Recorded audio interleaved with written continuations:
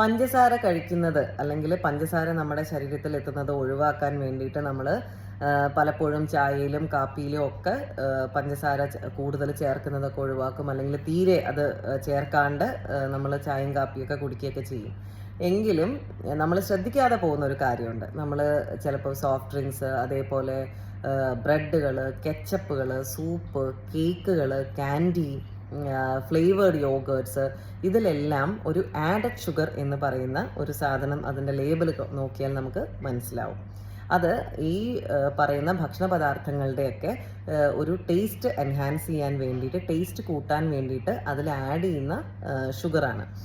അപ്പം ഈ added sugar നമ്മൾ എത്ര പഞ്ചസാര ചായയിലും കാപ്പിയിലും കുറച്ചിട്ട് കാര്യമില്ല. നമ്മൾ ഇതുപോലെയുള്ള പ്രോസസ്ഡ് ഫുഡ് അല്ലെങ്കിൽ പാക്ഡ് ഫുഡ് ധാരാളം യൂസ് ചെയ്യുന്ന ആൾക്കാരാണെന്നുണ്ടെങ്കിൽ ഈ എക്സസീവ് ഷുഗർ, ഈ ആഡഡ് ഷുഗറിൻ്റെ രൂപത്തിൽ നമ്മുടെ ശരീരത്തിലേക്ക് എത്തിക്കൊണ്ടേയിരിക്കുകയാണ്.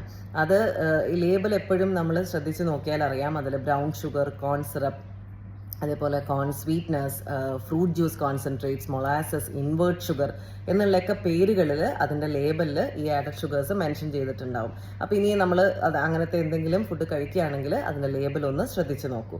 അപ്പോൾ അതിനുള്ള പരിഹാരം ഇത് കംപ്ലീറ്റ്ലി നമ്മൾ ഈ പ്രോസസ്ഡ് ആൻഡ് പാക്ഡ് ഫുഡ് നമ്മൾ ഒഴിവാക്കുക എന്നുള്ളതാണ്. ഇത് ഒഴിവാക്കിയിട്ടില്ലെങ്കിൽ, അല്ലെങ്കിൽ കൂടുതൽ നമ്മളിത് കഴിച്ചുകൊണ്ടേ ഇരിക്കുകയാണെന്നുണ്ടെങ്കിൽ അത് പിന്നീട് ഹാർട്ട് ഡിസീസസിലേക്കും അതേപോലെ ഈ ഫാറ്റി ലിവറും പ്രമേഹത്തിലേക്കൊക്കെ വഴിവെക്കും. നമ്മൾ അറിയാതെ നമ്മുടെ ശരീരത്തിലേക്ക് വന്നു ചേരുന്ന എക്സസീവ് ഷുഗറാണത്.